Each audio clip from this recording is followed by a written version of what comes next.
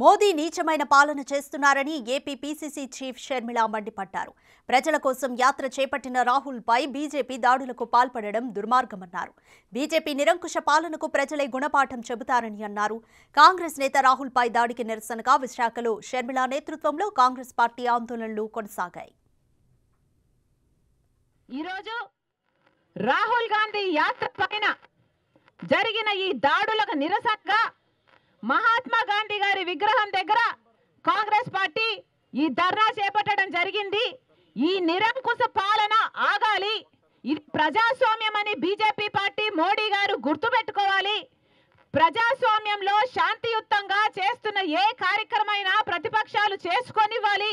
మరొకసారి మోడీని హెచ్చరిస్తున్నాం. ఎలక్షన్ల సమయము ప్రజలు గమనిస్తున్నారు. మీ నిరంకుశ పాలన మీరు ఆపకపోతే ప్రజలు మీకు బుద్ధి చెప్పే సమయం వచ్చిందని మోడీ గారిని హెచ్చరిస్తున్నాం. క్షమాపణ చెప్పాలి. కాంగ్రెస్ పార్టీకి చెందిన రాహుల్ గాంధీ గారి యాత్రని ఇంత నీచంగా అడ్డుకోవడం అన్నది ప్రజాస్వామ్యంలో ఎవరు సహించని విషయం. కనుక బీజేపీ పార్టీ అక్కడ అస్సాం చీఫ్ మినిస్టర్ రాహుల్ గాంధీ గారికి క్షమాపణ చెప్పాలని కూడా కాంగ్రెస్ పార్టీ డిమాండ్ చేస్తుంది. Down down BJP, down down BJP, BJP, BJP, BJP, down down BJP, down down BJP, down down BJP, down down BJP, down down BJP, down down, down down Modi, down down, down down BJP, down down BJP.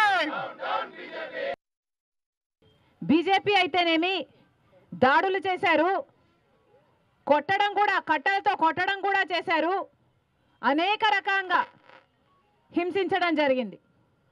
నిన్న అస్సాంలో రాహుల్ గాంధీ గారు స్వయంగా భారత్ జోడో న్యాయయాత్ర చేస్తుండగా హఠాత్తుగా BJP గుండాలు గుంపులు గుంపులుగా వచ్చి భారత్ జోడో న్యాయయాత్రలో పాల్గొంటున్న వాళ్ళని మీద దాడులు చేసి వాళ్ళను గాయపరచడం జరిగింది.